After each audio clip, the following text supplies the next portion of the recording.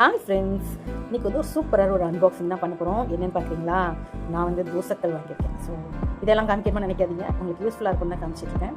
இது வந்து பார்த்திங்கன்னா த இன்டென்ட் வேல்யூலேருந்து வாங்கியிருக்கேன். தோசைக்கல் வந்து நல்லா ஃபிட்டிங் பாட்டம் தான், சூப்பராகவே இருந்தது. இது கூட வந்து நமக்கு வந்து தேங்க்யூ கார்டு, அப்புறம் வந்து இது எப்படி எப்படி யூஸ் பண்ணணும்னு சொல்லிட்டு அந்த ஒரு என்வலப் மாதிரி அதில் கொடுத்துருக்காங்க.